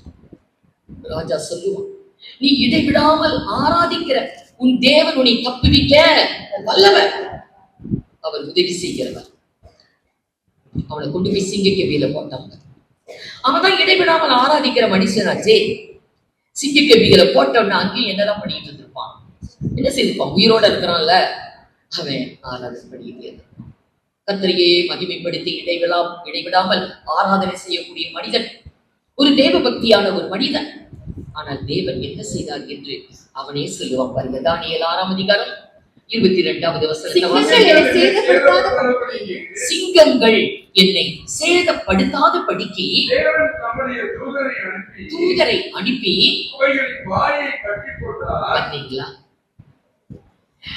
அவர் உபத்திரப்பட்டபடியினால் உபத்திரப்படுகிறவர்களுக்கு உதவி செய்கிறவர். அவர் தேவனாய் இருக்கும் போதே உதவி செய்கிறவர். சிங்கத்தின் வாயை கட்டிவிட்டார். நம்முடைய தூதனை அனுப்பி கட்டிவிட்டார். அது பேசாம இருக்கு. நம்ம வீட்டுல வளர்க்கிற நாய் மாதிரி, நம்ம வீட்டுல இருக்கிற பூனை மாதிரி அது பேசாம இருக்குது. அது ஒரு சிங்கத்தை போலவே இல்லை. இவனோ இரவெல்லாம் கர்த்தரை நோக்கி ஆராதிக்கிறான். காலையில துயர சத்தமாய் ராஜா அந்த தோட்டத்துக்கு வர, தானியேலே, தேவனுடைய தாசனாகி தானியேலே, நீ இடைவிடாமல் ஆராதிக்கிற உன் தேவனுடைய தப்புவிக்க வல்லவராய் இருந்தாரா என்று ஒரு துயர சத்தத்தோடு வரான். கெதிக்குள்ள இருந்து இவன் பதில் கொடுக்கிறான், ஆம் ராஜா, ஆம் ராஜாவே, தேவனை நீ தப்புவித்தான். சிங்கங்களின் வாயை அவர் கட்டி போட்டார். அவைகள் என்னை சேதப்படுத்தவில்லை. இன்றைக்கு ஆண்டவராகிய தேவன், இவன் தேவனுடைய தாசன். துன்பம் வந்தது, பிரச்சனை வந்தது, இவனுக்கு அதனால என்ன நஷ்டம் வந்தது? என்ன வந்தது? அப்படிதான் நம்முடைய வாழ்க்கை. சிங்கக்கேவியில போட்டா கூட நம்மலாம் இன்னும் அந்த இடத்துக்கு போகவே இல்லை. மனிதர்கள் தான் நமக்கு விரோதமா வாயை திறக்கிறாங்க. அதுவே நம்மளால தாங்கிக்க முடியல. நினைச்சா தேவன் அவங்க வாயை கட்ட முடியும். ஆனா நம்ம தான் இங்க சரியில்லையே. இடைவிடாமல் ஆராதிக்கக்கூடிய அப்படிப்பட்ட தேவ பிள்ளைகளா இல்ல ஜெப வீரர்களா அவங்க வாயை கட்டுறதுக்கு? அதனால கட்ட மாட்டான், கட்டவே மாட்டான். நமக்கு எதிராக பேசிக்கிட்டு தான் இருப்பாங்க. நாம எப்போ நம்ம கர்த்தருக்கு பிரியமா ஆராதனை செய்யக்கூடியவங்களா ஜெப வீரர்களா இருக்கிறோமோ அப்போது சிங்கத்தின் வாயை கட்டினவரை தேவன் மனுஷனுடைய வாயை கூட என்ன பண்ணுவாரு? தேவன் உதவி செய்கிறார். தேவன் உதவி செய்கிறார். உபத்திரப்படுகிறவர்களுக்கு உதவி செய்கிறார். சரி, ஷாத்ராக், மேஷாக், ஆபேத்நேகோ என்ற 3 தாசர்கள் அவங்களை அக்கினி சூளையில போட்டாங்க. ஏன் போட்டாங்க? 3ஆம் அதிகாரம் தானியேல் 3ஆம் அதிகாரம் 15வது வசனத்திலிருந்து பாருங்க. இப்போதும் எக்காலம், நாகசுரம், கின்னரம், வீணை, சுரமண்டலம், தம்புரு முதலான சகலவித கீத வாத்தியங்களின் சத்தத்தையும் நீங்கள் கேட்கும்போது தாழ விழுந்து நான் பண்ணி வைத்த சிலையை பணிந்து கொள்ள ஆயத்தமாய் இருந்தால் நல்லது. பணிந்து கொள்ளாமல் இருக்கிறீர்களானால் அந்நேரமே எரிகிற அக்கினி சூளையின் நடுவிலே போடப்படுவீர்கள். எரிக்கிற அக்கினி சூளைக்குள்ள போடப்படுவாங்க. நிறுத்தி வச்சிருக்கிற அந்த சிலையை வணங்கும். ஷாத்ராக், மேஷாக், ஆபேத்நேகோ என்று சொல்லக்கூடிய 3 தாசர்கள் ராஜாவே, நேச்சரே, இதற்கு நாங்கள் பதில் சொல்ல எங்களுக்கு அவசியம் இல்லை. நாங்கள் ஆராதிக்கிற எங்கள் தேவனிகளை தப்புவிப்பார். அப்படி தப்புவிக்காமல் போனாலும் நீர் நிறுத்தின சிலையை நாங்கள் வணங்குவதில்லை அப்படின்னு போல்டா அவங்க பதில் சொன்னாங்க. ராஜாவுக்கு எப்படி இருக்கும்? நம்ம பிரதமரை விடுங்க, நம்ம முதலமைச்சரையே வச்சுக்கோங்க. சரி, முதலமைச்சரை கூட விடுங்க. நம்ம கன்னியாகுமரி டிஸ்ட்ரிக்ட்ல ஒரு எம்பி இருக்கிறார், அவர்கிட்ட போய் பேரை சொன்னா மிஸ்டர்னு சொல்லாம ஒன்னும் சொல்லாம வசந்த் அப்படின்னு கூப்பிட்டா அந்த ஆள் நம்மள சும்மா விடுவாரா? அவரையே நம்ம சொல்ல முடியாது. அப்படி ஒரு தேசத்தை அரசாளக்கூடிய பாபிலோன் மாகாணத்துக்கே ராஜா நேபுகாத்நேச்சாரே, உங்களுக்கு பதில் சொல்ல எங்களுக்கு அவசியம் இல்லை. நாங்கள் ஆராதிக்கிற எங்கள் தேவன் தப்புவிப்பார். அப்படியே தப்புவிக்காம எங்களை கைவிட்டுட்டா கூட நீ நிறுத்துற சிலையை நாங்க வணங்க போறதில்லைன்னு சொன்ன ராஜாவுக்கு பயங்கர பாவம் வந்து அக்கினி சூளையை 7 மடங்கு சூடாக்கினார். 7 மடங்கு சூடு. 20 இருந்து பாருங்க. சாத்ராக், மேஷாக், ஆபேத்நேகோ என்பவர்களை எரிகிற அக்கினி சூளையில் போடுவதற்கு அவர்களை கட்டும்படி. பாத்தீங்களா, அக்கினி சூளையில போடுறவங்க தப்பிச்சு போயிடுவாங்க அப்படின்னு நினைச்சவங்களை கட்டணும். கையை கால் எல்லாத்தையும் கட்டி நெருப்புக்குள்ள 7 மடங்கு சூடு ஏற்றப்பட்டிருக்காங்க. இவங்களை தூக்கிட்டு போனவங்க அந்த அந்த வெப்பம் இவங்க மேல பாஞ்சு தூக்கிட்டு போன ஆட்கள் செத்துட்டாங்க. இவங்களை உள்ளுக்கு போட்டுட்டாங்க. ஆனா நடந்தது என்ன? ராஜா பார்த்துக்கிட்டே இருக்கிறான். எப்படி இவங்க அப்படியே துடிச்சு அலறி அவங்க சாவாங்க அப்படின்னு பார்த்துக்கிட்டு இருக்கிறான் ராஜா. ராஜாவுடைய கண்ணுக்கு தெரியுது. 24வது வசனம். அப்பொழுது ராஜாவாகிய நேபுகாத்நேச்சார் பிரமித்து தீவிரமாய் எழுந்திருந்து மந்திரிமார்களை நோக்கி 3 புருஷரை அல்லவோ பெற்றுள்ளவர்களாக. அவ பார்த்துக்கிட்டே இருந்து 3 பேரை தானே நெருப்புக்குள்ள நம்ம போட்டோம், அக்கினியிலே போடுவித்தோம் என்றால் அவர்கள் ராஜாவுக்கு பிரதியுத்தரமாக ஆம் ராஜாவே என்றார்கள். அதற்கு அவன், இதோ 4 பேர் விடுதலையாய் அக்கினியின் நடுவிலே உலாவுகிறதை காண்கிறேன். அவர்களுக்கு ஒரு சேதமும் இல்லை. 4ஆம் ஆளின் சாயல் தேவபுத்திரனுக்கு ஒப்பாயிருக்கிறது. யார் தேவபுத்திரன்? தேவனுடைய குமாரன் யார்? ஆண்டவராகிய இயேசு. அவரே குதிச்சுட்டாரு அந்த நெருப்புல. அவரோட பிள்ளைகளை தூக்கி நெருப்புல போடும்போது அவர் அங்கிருந்து பார்த்துக்கிட்டு இருப்பாரா? அவர் குதிச்சுட்டார் அந்த நெருப்புல. 4வது ஆளா அவரும் அவர்களோடு சுத்தி வருகிறார். அதுல நடந்த ஒரு பெரிய அதிசயம் அற்புதம் என்ன? 25. அதற்கு அவன், இதோ 4 பேர் விடுதலையாய் அக்கினியின் நடுவிலே. அந்த கட்டுகள் அப்படியே கலண்டு போச்சு. கட்டில் தங்களை விடுதலை வந்துருச்சு. அவர்கள் 4 பேரும் விடுதலை, 3 பேர் விடுதலை அடைந்து நடுவிலே உலாவுகிறதை காண்கிறேன். அவர்களுக்கு ஒரு சேதமும் இல்லை. 4ஆம் ஆளின் சாயல் தேவபுத்திரனுக்கு ஒப்பாயிருக்கிறது என்றான். அவங்களுடைய Dress கருகல, அவங்களுடைய முடி கருகல, எதுவுமே சேதம். அவர் உபத்திரப்பட்டபடியினால் உபத்திரப்படுகிறவர்களுக்கு அவர் உதவி செய்கிறார். சிங்கக்கேபியில தானியேலுக்கு என்ன வந்தது? என்ன கஷ்டம் வந்தது? வீட்டுல உட்காந்து ஆராதனை பண்ற மாதிரிதான் இங்கேயும் ஆராதனை பண்ணலாம். இவங்க 3 பேருக்கு என்ன வந்தது? முடி கருகல, ட்ரெஸ்ஸும் கருகல, அவங்கள கட்டி இருந்த கட்டு கூட போயிருச்சு. கர்த்தரே கூட இருக்கிறார். உபத்திரமும் பாடு தேவ பிள்ளைகளுக்கு வந்தாலும் கர்த்தர் கூட இருக்கிறபடியினால் அது நம்மை சேதப்படுத்தாது, நம்மளை மேற்கொள்ளாது. அதனுடைய தீவிரம் நம்மை ஒன்றும் செய்ய முடியாது, எதுவும் செய்யாது. சிங்கக்கேபிக்குள்ள போய் ஒருத்த வெளியே வர்றதுன்னா அரிதான காரியம். அக்கினிக்குள்ள போய் 7 மடங்கு சூடு ஒருவன் வெளியே வர்றதுன்னா அரிதான காரியம். இதெல்லாம் நடந்திருக்கும் பொழுது ஏன் நம்முடைய வாழ்க்கையில இப்ப இருக்கிற இந்த பிரச்சனையிலிருந்து ஏன் வெளியே வர முடியாது? இந்த கஷ்டத்திலிருந்து ஏன் வெளியே வர முடியாது? இந்த கடன்ல இருந்து ஏன் வெளியே வர முடியாது? ஏன் இந்த வியாதியிலிருந்து வெளியே வர முடியாது? யோனா மீன் வயிற்றுக்குள்ள போனான், 3 நாட்கள் இருந்தான். 1ஆம் அதிகாரம் கடைசி வசனம். யோனா 1ஆம் அதிகாரம் கடைசி வசனம் 17. யோனாவை விழுங்கும்படி ஒரு பெரிய மீனை கர்த்தர் ஆயத்தப்படுத்தி இருந்தார். அந்த மீன் வயிற்றிலே யோனா ராப்பகல் 3 நாள் இருந்தார். 3 நாள் அங்கே இருந்தான். 3 நாள் வீட்டு வைத்துக்குள்ள இருந்தான். இருந்து என்ன பண்ணிக்கிட்டு இருந்தான்? தானியேல் என்ன பண்ணிக்கிட்டு இருந்தான்? வீட்டுக்குள்ள உட்கார்ந்து நிச்சயம் ஆராதனை இடைவிடாமல் ஆராதனை பண்றவன் ஆராதனை தான் பண்ணிட்டு இருந்தான். இந்த 3 தாசர்கள் அக்கினிக்குள்ள என்ன பண்ணிட்டு இருந்திருப்பாங்க? கர்த்தர் கூடியே சுத்திரர்ல துதி செலுத்தி கொண்டுதான் இருந்திருப்பாங்க. கர்த்தரை துதித்துக் கொண்டிருப்பாங்க. யோனா என்ன செய்தான்? 2ஆம் அதிகாரம் முதல் 2 வசனம். யோனா தன் தேவனாகிய கர்த்தரை நோக்கி பாத்தீங்களா? யோனா என்ன செய்தான்? யோனா என்ன செய்ய சொல்லுங்க. மீன் வயிற்றுக்குள்ள இருந்தே ஜெபம் பண்ணுனான், ஜெபித்தான், கர்த்தரை நோக்கி ஜெபித்தான். அவன் ஒரு பொருத்தனையும் பண்ணிக்கிட்டான். என்ன பொருத்தனை பண்ணா? யோனா 8வது வசனம் இல்ல 8லிருந்து 10 வரைக்கும் பொய்யான மாயை பற்றி கொள்ளுகிறவர்கள் தங்களுக்கு வரும் கிருபையை போக்கடிக்கிறார்கள். நானோவெனில் துதியின் சத்தத்தோட உமக்கு பலியிடுவேன், நான் பண்ணின பொருத்தனையை செலுத்துவேன். வீட்டு வயிற்றுக்குள்ள இருந்து அவன் ஜெபிக்கிறான், கர்த்தரை துதிக்கிறான், சோதரிக்கிறான், பொருத்தனையும் பண்றான். துதியின் சத்தத்தோட தேவாலயத்துல வந்து நான் கர்த்தரை என்ன பண்ணுவேன்? ஆராதிச்சேன் அப்படின்னு அங்க இருந்து ஒரு பொருத்தனையை ஏறெடுக்கிறான். இவர்கள் எல்லாம் உயிரோடு இருந்தவர்கள். சிங்கக்கெபியிலே தானியேல் உயிரோடு இருந்தவள், அக்கினி சூளையிலே 3 தாசர்கள் உயிரோடு இருந்தவர்கள், யோனா மீன் வயிற்றிலே உயிரோடு இருந்தவர்கள். இவங்கெல்லாம் ஜெபிக்கிறாங்க, துதிக்கிறாங்க. துன்பத்தின் மத்தியிலும் கர்த்தர் வெளியே கொண்டு வந்தான். ஒருவன் செத்தே போயிட்டான், அவனே வெளியே வந்தான்னா நீங்களும் நானும் இன்னைக்கு பிரச்சனையிலிருந்து வெளியே வர முடியாதா?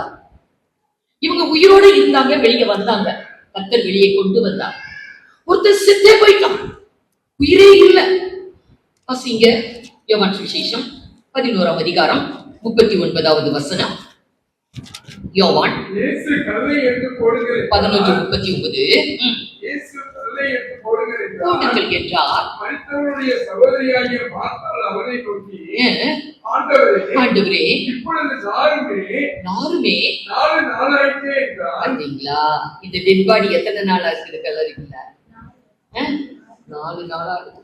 இந்த கல்லை எடுங்க, கல்லை வச்சுதான் அடைச்சிருக்குது கல்லறை. அந்த கல்லை புரட்டி தள்ளுங்க அப்படின்னு உடனே சொந்த சகோதரி சொல்லுகிறாங்க. ஆண்டவர் அற்புதம் செய்கிறவர், அவர் என் சகோதரனை ஒருவேளை உயிரோடு கொண்டு வரக்கூடும் அப்படியா நினைச்சா? ஆண்டவரே வேண்டாம், 4 நாள் ஆயிடுச்சு, அது நாரும், ஆகவே வேண்டாம், கல்லை எடுக்க வேண்டாம் அப்படின்னா சொன்னான். நீ விசுவாசித்தால் தேவனுடைய மகிமையை காண்பாய். நீ விசுவாசித்தால் தேவனுடைய மகிமையை காண்பாய். நீ விசுவாசி. கர்த்தர் லாசருவே வெளியே வா என்றான். அவன் பிரேத சிலையின் கட்டுகளோடு கூட அப்படியே கட்டுண்டவனாக கல்லறைக்குள்ளிருந்து வெளியே வந்து நிற்கிறான்.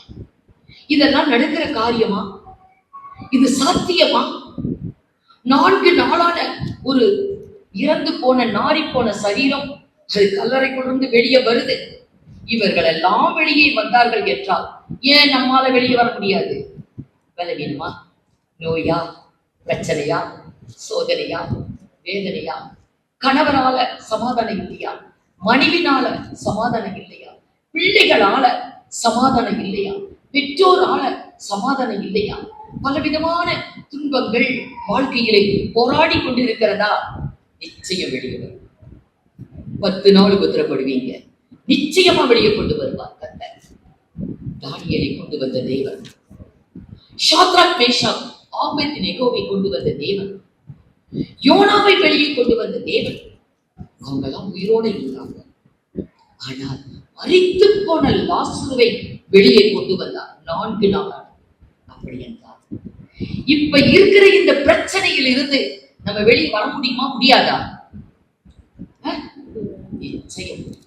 ஆனா நம்மளுக்கு என்ன இல்ல, இதெல்லாம் ஞாபகமே இருக்காது. யோனா எப்படி வந்தான், தானியேல் எப்படி வந்தாரு, ஷாத்ராக் மேஷாக் ஆபேத்நேகோ எப்படி வந்தாங்க, இவங்கெல்லாம் எப்படி வந்தாங்க? நம்ம ஏன் உள்ளே இருக்கிறோம்? நம்ம ஏன் கல்லறைக்குள்ளேயே இருக்கிறோம்? நம்ம ஏன் சிங்கக்கெபிக்குள்ளேயே இருக்கிறோம்? நம்ம ஏன் இந்த அக்கினிக்குள்ளேயே இருக்கிறோம்? நம்ம ஏன் இந்த மீன் வயிற்றுக்குள்ளேயே இருக்கிறோம்? இப்படியே அழிஞ்சு அவ்வளவுதான் பாருங்க. இனியெல்லாம் நான் பிழைக்கவே மாட்டேன், சுத்துருவேன், அவ்வளவுதான், முடிஞ்சிருச்சு வாழ்க்கை. தானியேல் சொன்னானா? ஆபேத்நேகோ சொன்னானா? யோனா சொன்னானா? இல்ல லாசரு செத்தே போயிட்டான், அவ்வளவுதான், லைஃப் முடிஞ்சிருச்சு, அவனாவது சொன்னானா? யாருமே சொல்ல. இன்னைக்கு தேவனாகிய கர்த்தர் நம்மோடு கூட இருக்கிறார், நம்மை வெளியே கொண்டு வருவார். வெளியே வந்துட்டோம்னு விசுவாசிங்க. கர்த்தர் நம்மை விடுவித்து விட்டார். இருக்கிற இந்த துன்பத்துல, பிரச்சனையில, பாடுகள்ல, உபத்திரவத்துல என் தேவனாகிய கர்த்தர் என்னோடு கூட இருக்கிறார். இதோ இந்த உலகத்தின் முடிவு பரியந்தம் சகல நாட்களிலும் நான் உன்னோடு கூட இருக்கிறேன் என்ற கர்த்தர் என்னோடு இருக்கிறார். நான் வெளியே வந்துவிட்டேன். கடன் தொல்லையில் இருந்து, கஷ்டத்தில் இருந்து, பிரச்சனையில் இருந்து, நோயில் இருந்து, வேதனையில் இருந்து எல்லாவற்றையும் கர்த்தர் என்னை வெளியே கொண்டு வந்து விட்டார். அப்படின்னு விசுவாசிக்கிறவங்க மாத்திரம் கையை தூக்கி ஒரு அமேலியா சொல்லுங்க. கர்த்தருக்கு மகிமை உண்டாகட்டும். தேவனாகிய கர்த்தர் உங்கள் அனைவரையும் ஆசீர்வதிப்பாராக. கண்களை மூடி நாம் ஜெபிப்போம். இந்த வல்லமுள்ள கரத்திலே எங்களை தாழ்த்தி வெறுமையாக்கி ஒப்படைக்கிறோம் கர்த்தாவே. எங்கள் தேவனாகிய கர்த்தர் இந்த நாளில் கொடுத்த அருமையான வேத வார்த்தைகளுக்காக, தேவ ஆவியானவர் பேசி எங்களோடு இடைப்பட்ட உடைய அன்புக்காக, தயவான கிருபையான வல்லமையான உடைய வார்த்தைகளுக்காக முதலாவது நாங்கள் நன்றி செலுத்துகிறோம். எங்களை தாழ்த்துகிறோம், பெருமையாக்குகிறோம் கர்த்தாவே. ஸ்தோத்திரம் கர்த்தாவே, ஸ்தோத்திரம். கோடான கோடி நன்றி ஸ்தோத்திரங்களை ஏறெடுக்கிறோம் கர்த்தாவே. ஸ்தோத்திரம். கிருபையுள்ள வார்த்தைகள் எங்களுடைய ஆவி ஆத்ம சரீரத்தை பலப்படுத்த வேண்டுகிறோம் கர்த்தாவே. ஸ்தோத்திரம் கர்த்தாவே. அநேக உபத்திரங்களின் வழியாய் தேவனுடைய ராஜ்யத்தில் பிரவேசிக்க வேண்டும் என்று எங்கள் தேவாதி தேவன் எங்களுக்கு கட்டளையிட்டிருக்கிறீர் கர்த்தாவே. தேவ ஜனத்திற்கு கொடுத்திருக்கக்கூடிய பாடுகள் என்பது 10 நாள் நீங்கள் உபத்திரவப்படுவீர்கள். ஆனாலும் நீ முடியும் பரியந்தம் உண்மையாயிரு, அவர் ஜீவ கிரீடத்தை உனக்கு கொடுப்பேன் என்று வாக்குத்தத்தம் பண்ணியிருக்கிறீங்க கர்த்தாவே. அந்த வாக்குத்தத்தின்படியாய் நாங்கள் ஆண்டவரே ஸ்தோத்திரம், எங்களுடைய பாடுகளை குறித்து, என்னுடைய துக்கங்களை குறித்து கர்த்தாவே ஸ்தோத்திரம், ஆண்டவரே ஸ்தோத்திரம், நாங்கள் கலங்காதபடி கர்த்தாவே ஸ்தோத்திரம் உண்மை நாங்கள் பின்பற்றி வாழ கிருபையாக கர்த்தர் கொடுத்த வார்த்தைகளின்படியே கர்த்தாவே ஸ்தோத்திரம் எங்களை தாழ்த்தி வெறுமையாக்கி அர்ப்பணிக்கிறோம் கர்த்தாவே. கர்த்தாவே இந்த வேளையிலும் கூட கர்த்தரவே கலப்பையின் மேல் தன் கையை வைத்து பின்னிட்டு பார்த்த எவனும் தேவனுடைய ராஜ்யத்துக்கு தகுதி உள்ளவன் அல்ல என்று சொன்னீங்களே, அந்த ஆண்டவராய் இயேசு கிறிஸ்துவுடைய வார்த்தையின்படியே நாங்கள் ஆண்டவரே ஸ்தோத்திரம், ஆண்டவரே ஸ்தோத்திரம் உண்மையே நாங்கள் நோக்கி பார்த்து ஆண்டவரே ஸ்தோத்திரம் அடிச்சுவட்டை பின்பற்றி வாழ எங்கள் தேவாதி தேவன் கிருபை தாங்க, பிறந்தாங்க கர்த்தாவே. ஸ்தோத்திரம். அழியாததும் மாசற்றதும் வாடாததுமான அந்த சுதந்திரத்துக்குள்ளாக நாங்கள் எல்லாரும் ஆண்டவரை பிரவேசிக்கத்தக்கதாய் கர்த்தர் தாமே அன்பு பாராட்டுங்க கர்த்தாவே. இதோடு கூட இருந்து வேத வார்த்தைகள் மூலமாய் கர்த்தர் தாமே ஆண்டவரே ஸ்தோத்திரம், ஆண்டவரே ஸ்தோத்திரம் நாங்கள் சோர்ந்து போகாமல் துக்கப்படாமல் ஆண்டவரே அநேக பரிசுத்தவான்கள் ஆண்டவரை பின்பற்றி வந்த பாதைகளை நாங்களும் பின்பற்றி வாழ கிருபை தாங்க. எங்களுடைய உபத்திரவங்கள், பாடுகள், துக்கங்கள், கவலைகள், கண்ணீர்கள் எல்லாவற்றையும் தேவனாகிய கர்த்தரிடத்திலே நாங்கள் ஒப்படைக்கிறோம் கர்த்தாவே. கர்த்தரோடு கூட இதோ உலகத்தின் முடிவு பரியந்தம் சகல நாட்களில் நான் உங்களோடு கூட இருக்கிறேன் சொன்ன அந்த வார்த்தையை நாங்கள் விசுவாசிக்கிறோம் கர்த்தாவே. ஸ்தோத்திரம். எப்படி சாத்ராக், மேஷாக், ஆபேத்நேகோ என்பவர்கள் அக்னி சூளையில் இருந்து வெளியே வந்தார்களோ, அதே போல நாங்களும் ஆண்டவரே அக்னியை போன்ற சோதனைகள் வந்தாலும் கூட நாங்கள் அதிலிருந்து வெளியே வருவதற்கு எங்கள் தேவன் உதவி செய்ய வல்லவராய் இருக்கிறேன் கர்த்தாவே. அந்தபடியே கர்த்தாவே சிங்கத்தை போல சத்ருவாகிய சாத்தான் எங்களை மேற்கொண்டு வந்தாலும் கூட, ஆண்டவரே சிங்க கவியிலே நாங்கள் போடப்பட்டாலும் கூட தாங்கியலை போல வெளியே கொண்டு வர தேவன் வல்லவராய் இருக்கிறார். ஸ்தோத்திரம் கர்த்தாவே. ஸ்தோத்திரம். ஆண்டவரே ஸ்தோத்திரம். யோனாவை போல மீன் வயிற்றுக்குள்ளாக அகண்ட இருளுக்குள்ளாக ஆண்டவரே ஸ்தோத்திரம் நாங்கள் அகப்பட்டுக் கொண்டு துன்பத்தின் நடுவில் இருந்தால் நோக்கி விண்ணப்பம் பண்ணும்போது தேவன் அதிலிருந்து வெளியே கொண்டு வர வல்லவராய் இருக்கிற ஸ்தோத்திரம். ஆண்டவரே ஸ்தோத்திரம். என்னை விசுவாசிக்கிறவன் மரித்தாலும் பிழைப்பான் என்று சொல்ல ஆண்டவரே ஸ்தோத்திரம், ஆண்டவரே ஸ்தோத்திரம் சொன்னீங்களே, அதே போல ஆண்டவரே ஸ்தோத்திரம், ஆண்டவரே ஸ்தோத்திரம் நாடி போய் ஆண்டவரே மரித்து 4 நாளாக ஆண்டவரே லாசருவே வெளியே வா என்று சொன்ன அந்த வார்த்தையின் வழியாய் வெளியே அவன் வந்தாரே, அதே போல ஆண்டவரே என்னுடைய பிரச்சனைகளை காட்டிலும் தேவன் பெரியவராய் இருக்க முடியாது. ஆண்டவரே ஸ்தோத்திரம். நாங்கள் ஆண்டவரே ஸ்தோத்திரம், ஸ்தோத்திரம் ஆண்டவரே நீர் சொன்ன வார்த்தையின்படியே அதனால் ஆண்டவரே சோதிக்கப்பட்டு பாடுபடுவர்களுக்கு உதவி செய்ய வல்லவராய் ஆண்டவராய் இயேசு கிறிஸ்துவே ஆண்டவரே ஸ்தோத்திரம். சோதிக்கப்பட்டு பாடுபட்டபடியினாலே உண்மை நாங்கள் பின்பற்றி வாழ கிருபை தாங்க. ஆண்டவரே ஸ்தோத்திரம். ஆண்டவரே இந்த சமபூமி எங்கும் மாறாது ஆண்டவரே ஸ்தோத்திரம், ஆண்டவரே ஸ்தோத்திரம், ஆண்டவரே ஸ்தோத்திரம் என்று சொன்னீங்களே ஆண்டவரே. சமபூமியாகிய ஆண்டவரே ஸ்தோத்திரம் ஆண்டவரே, இந்த பூமிக்குரிய ஆண்டவரே அற்ப சந்தோஷமான காரியத்துக்காக அல்ல ஆண்டவரே ஸ்தோத்திரம். இடுக்கமான வாசல் வழியால் உட்பிரவேசிக்க பிரயாசப்படுங்கள் என்று சொன்னீங்களே ஆண்டவரே. அந்த இடுக்கமான வாசல்களை ஆண்டவரே நாங்கள் தெரிந்து கொண்ட நாங்கள் ஆண்டவரே ஸ்தோத்திரம், இந்த பாடுகளில் ஆண்டவரே துக்கங்களில் பாரங்களில் எல்லாவற்றையும் நாங்கள் சகித்து கூட நிச்சயமான இளைப்பாறுதலுக்குள் பிரவேசித்து அந்த நிச்சய ஜீவனாகிய அந்த சோதனையின் பங்கை அவர்கள் ஒவ்வொருவரும் பெற்றுக்கொள்ள கிருபையாக என்று தாழ்த்தி பெருமையாட்சி கரங்களில் ஏற்படுத்தி ஜெபிக்கிறோம். மீட்பர் இயேசு கிறிஸ்துவின் மூலமாய் வேண்டிக் கொள்கிறோம் என் பரிசுத்த பிதாவே, ஆமென். என் ஆத்மாவே கர்த்தரை ஸ்தோத்திரி, என் முழு உள்ளமே அவருடைய பரிசுத்த நாமத்தை ஸ்தோத்திரி. என் ஆத்மாவே கர்த்தரை ஸ்தோத்திரி, அவர் செய்த சகல உபகாரங்களையும் மறவாதே. ஆமென்.